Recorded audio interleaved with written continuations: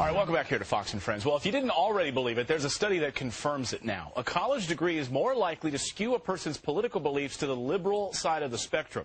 The study also says college actually dumbs kids down when it comes to basic questions of civic literacy.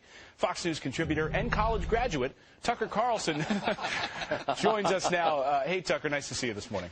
Hey, Clayton, good morning. This is really news from nowhere, this study. It turns out that propaganda works.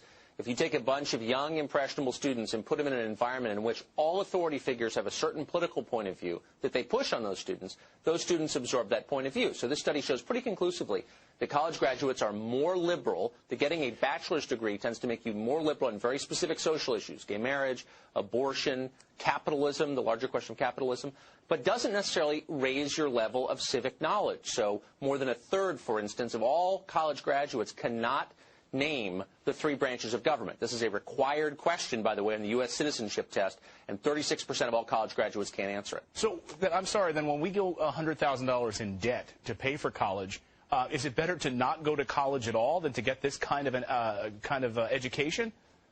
Well, that's actually an open question. I mean, I think that there are other benefits of college: socialization, broadening of horizons, new experience, et cetera. I mean, you could definitely make a case for college, but on a kind of pure civics basis, it's very hard. 18% of college graduates can't name a single freedom guaranteed by the First Amendment. Not the 11th Amendment. This is not an obscure law school question. The First Amendment. 18% can't name one. These are graduates. That's unbelievable. Let's do some house cleaning, though, first, because you know what critics will say, that this study is flawed somehow. So this Intercollegiate Studies Institute tested 14,000 people. Any flaws in this study?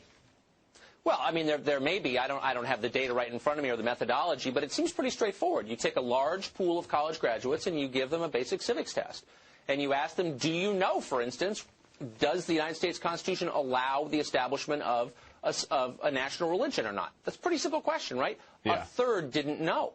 And so it's sort of hard to see how the methodology could be flawed there. And then you ask them, what are your views on social issues? And college graduates become more liberal after 4 years in college. We know that. And so what is the answer here? How do we fix this? If degrees are making graduates more likely to support same-sex marriage, abortion on demand, less likely to support school prayer and American work ethic, how do you fix this? Diversity. Real diversity. Diversity of opinion, diversity of ideological point of view.